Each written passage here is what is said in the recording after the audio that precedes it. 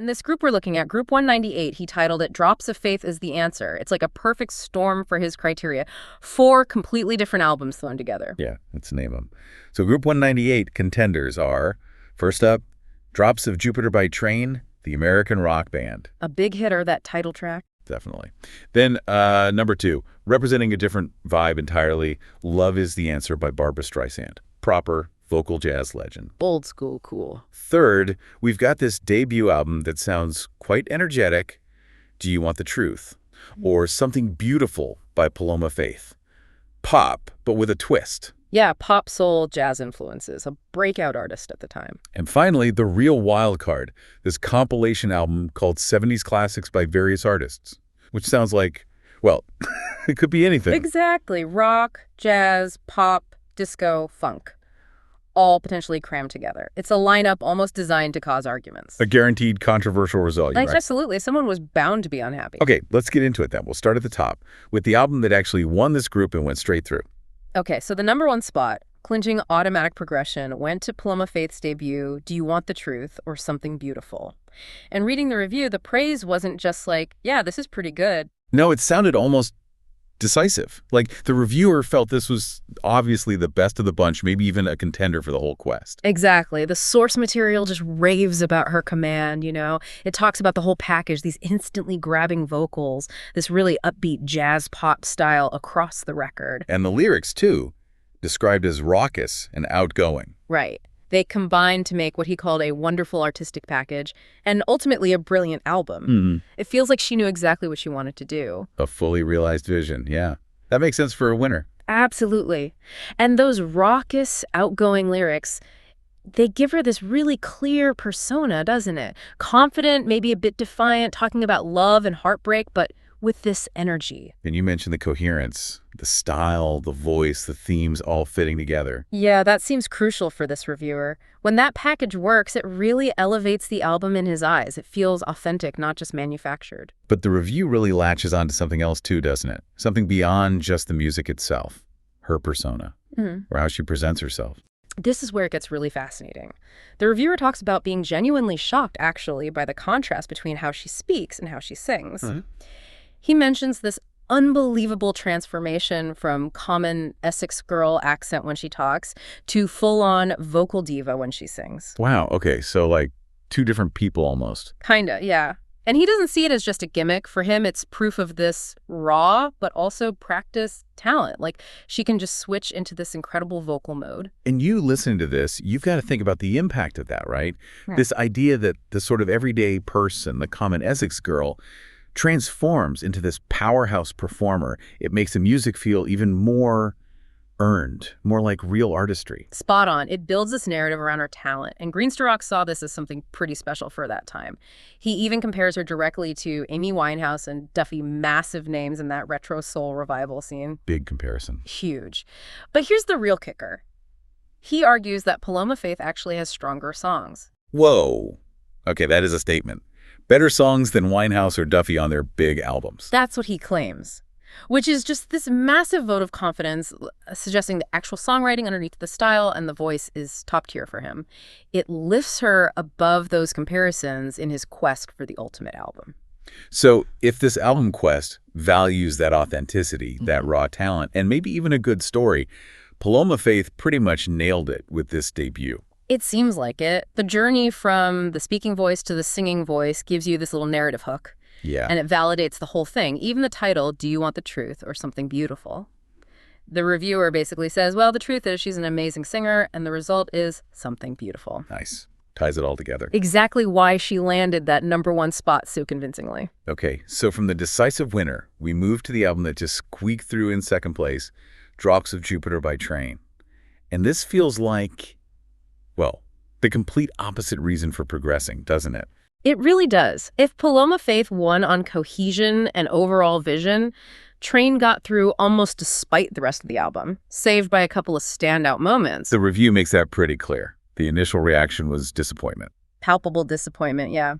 He describes most of the album as feeling listless and uninspiring. Even uses the phrase, patches of insipidiness. Ouch. Insipidiness. Yeah, and he singles out one track, something more as basically the prime example of this flatness, just kind of meandering, not really grabbing you. And he had a benchmark too, right? He compared it to a later Train album. He did. He flat out says this album, their second, I think, is certainly nowhere near the quality of their 2012 album, California 37, which was apparently much better received by him. So in his view, this was kind of a dip for them, which Yeah. makes its progression even more debatable in this quest. Exactly. It raises that big question. Should an album that's mostly just okay, or even dull, get through just because it has a couple of brilliant bits? So what were the brilliant bits that saved it? Well, 2 tracks really prevented it from being a complete write-off, as he puts it. First, obviously, the title track, Drops of Jupiter. Can't deny that one. Huge hit, instantly recognizable quality. Right, instant point score. And second, he actually praised the energy of another track, Whipping Boy. And he called that one Britpop-esque, didn't he? Which sounds a bit unusual for Train. What would that mean sound-wise? Yeah, that's an interesting observation. Britpop usually means something a bit more concise, maybe punchier guitar lines, a slightly different groove compared to Train's usual American rock sound. Think maybe Blur or Oasis, but, Train's take on it. So a bit more energy, maybe a different structure. Probably. Yeah. More tightly wound, perhaps less of the big open sound they sometimes have. He clearly saw it as a successful change of pace for them on the album, something that added a bit of spark. Okay, so a massive hit single and a surprisingly effective, energetic track kept it in the running. But that wasn't the real decider, was it? There was one more track. That's right. The ultimate salvation, the thing that probably tipped it over the edge into second place, was the final track, Mississippi. Ah, yes, the one that got the poetic description. Exactly. This is where the reviewer's appreciation for atmosphere really comes through. He calls it a sumptuous, slow-paced end track, clearly meant to be this big emotional closer. And the analogy he used was pretty striking. Beautiful, wasn't it? He said the isolated chords hang in the air like dawn mist on the banks of the great river itself.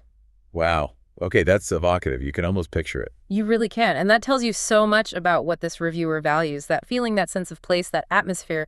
It clearly resonated incredibly strongly, so much so that it seemed to, wash away the memory of the earlier insipidiness. But doesn't that feel a bit uneven for an album quest? I mean, if one track with amazing atmosphere can basically rescue an otherwise disappointing album, is it really about the album anymore? Or just finding the best individual song? That is the million-dollar question, isn't it? It's the core tension in his approach. He's effectively saying, look, I'll forgive a lot of mediocrity if you can deliver one moment of pure, unforgettable magic. So, peak brilliance trumps consistent quality. In this specific case, yes, for Train, that dawn mist moment, that feeling conjured by Mississippi was enough. It gave the album an emotional weight that apparently the next contender just couldn't match, despite its own qualities. It's a controversial way to judge, maybe, but it's how Train got through. Right, so Train just made it, which means Barbra Streisand's Love Is the Answer just missed out, landing in third place. And this sounds like a totally different beast again. Much quieter, more sophisticated. Completely different, yeah. This was Streisand doing old school jazz standards. The whole vibe was described as delicate, gentle, and calming. Think late night listening. Very smooth, very polished. Okay, so mood music, essentially. Definitely. But that specific mood, that quietness, actually became its biggest problem in this head-to-head competition. How so? Well, the main criticism wasn't about the quality of the singing or the arrangements necessarily. It was about the pace. The reviewer found the album very slow. Okay. Slow jazz, that makes sense. Yeah, but so slow, apparently, that it demanded, and this is a direct quote, above average levels of focus just to keep awake. Oof. That's not ideal for comparative listening, is it, if you're trying to rank albums against each other? Exactly. He basically suggests that while the atmosphere was lovely, the tempo made it really hard work to stay engaged with, especially when compared to something with more dynamic shifts like Train, even with its flaws. But hang on, is that fair? I mean, if the album is beautiful but just requires a bit of patience, shouldn't the quest reward that depth? Is it penalizing an album just because the reviewer didn't have the attention span for it?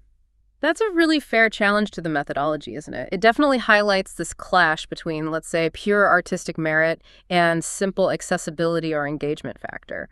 Streisand's album might be technically superb, perfectly executed for its genre. But if the quest implicitly favors albums that grab you more immediately or offer more variety, then a slow, consistent mood piece is at a disadvantage. Right. It's being judged partly on its utility in a ranking context, not just its standalone quality. Did you find anything to like about it, though? Despite the sleepiness factor. Oh, absolutely. He admits there's some gorgeous stuff here if you can stomach it. He specifically points out 2 tracks he really enjoyed. Spring can really hang you up the most. Catchy title. Isn't it? And also her version of the Jacques Brel classic, If You Go Away, or Ne Me Quitte Pas. Ah, okay. A well-known standard. Exactly. And this is where another of the reviewer's preferences comes in. Lyrical depth. He really appreciated the poetic lyrical metaphors in these old songs. He quotes one, doesn't he?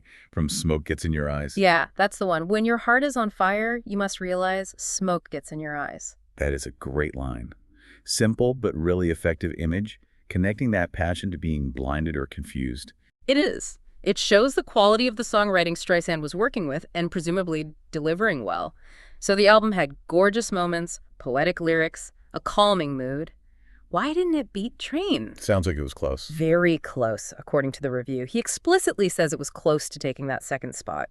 But ultimately, it seems Train's moments of high energy, Whipping Boy, and especially that profound atmospheric ending, Mississippi, just offered more impactful peaks. Even if the rest of Train was insipid. Apparently so. Streisand offered consistent sophistication, but it required too much effort to stay tuned in. Train offered inconsistency, but its high points were memorable and atmospheric.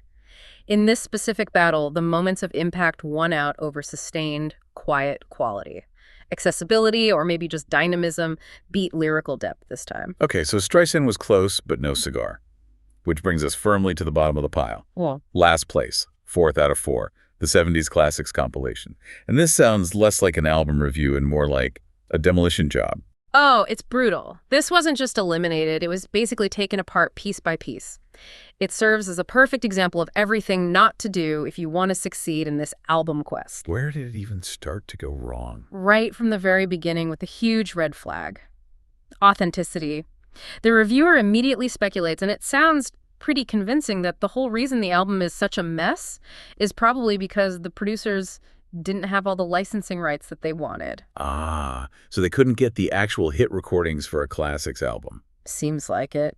Which, as you can imagine, is pretty much fatal for a compilation like this. If you can't get the real deal, what's the point? So what do they do instead? Use sound-alikes. Exactly. That seems to be the core issue. He points out the use of re-recordings, not the originals, for massive tracks, like Wild Horses, Mud's Tiger Feet, Sweet's Blockbuster. Whoa, those are huge glam rock anthems. Massive. And the reviewer says these versions only sound uncannily like the originals, which is, polite reviewer speak for their cheap knockoffs. Right. Trying to fool the listener, basically. Pretty much. And it wasn't just the re-recordings. Even when they apparently did have some original artist recordings, the quality was suspect. He mentions poor sound quality on some live tracks. Like the Steve Harley one. Yeah, Steve Harley's live Come Up and See Me, Make Me Smile apparently sounded bad. And generally, he found lackluster live recordings used elsewhere, like for a version of Car Wash. Again, not what you expect from a Classics collection. You want the crisp studio versions, usually. Exactly. You want the definitive sound. Instead, you're getting muddy live takes or, worse, fake versions. It just screams low budget and lack of care. But beyond the dodgy sourcing, the review really goes in on the track selection itself, doesn't it? The actual mix of songs. Oh, yeah. This is where it gets almost comical, the reviewer's frustration. He found the sequencing completely baffling, just incoherent, and he came up with this brilliant analogy to describe it. The food one. That's the one. He said the mix of genres throwing disco funk right next to glam rock was like some kind of bizarre mix of Italian and Chinese food on the same plate. Huh. That paints a picture. You wouldn't want that, would you? Total clash. Precisely. Good sequencing flows, it creates a mood, it takes you on a journey. This was just jarring, like sonic indigestion. He found it totally unforgivable for a supposed Classics album. And this lack of flow meant some tracks just became annoying. Yeah, he mentioned songs that actually start to get annoying after a few listens, and some inclusions just felt bafflingly pointless, padding out the runtime. Like the Rolls Royce live track? Oh, the Rolls Royce one. Yeah, he points out that only the most hardened Rolls Royce fans will appreciate a live version in which the bass player is introduced. Uh-huh. Why would you include the band intros on a compilation track? Exactly. It kills the momentum. It's irrelevant to anyone just wanting the hit song, and it just highlights how little thought went into editing this thing together. And there were other examples of filler, too. Definitely. He mentions the group Bakara calls them an ABBA ripoff, singing Yes Sir I Can Boogie, which he dismisses as basically a one-line novelty song. Okay, maybe not quite classic status then. Probably not essential, no. And then the absolute lowest point for him seemed to be Althea and Donna's reggae monstrosity uptown top ranking. Reggae monstrosity? Yeah. Wow, he really didn't hold back there. Not at all. Now, that's personal taste, obviously, but it fits the pattern. Jarring inclusion, questionable classic status for a general compilation, and just adding to the overall chaos. So, pulling it all together, what's the big lesson from this compilation's failure in the album quest? The lesson is crystal clear. Execution matters. Hugely.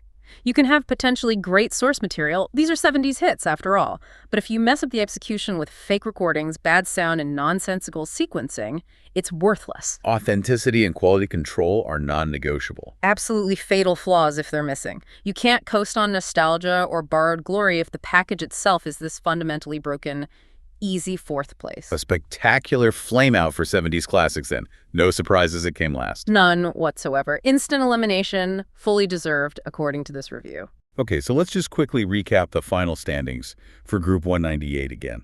It was a really interesting mix of reasons for success and failure. It really was. So number 1, sailing through, was Paloma Faith with Do You Want the Truth?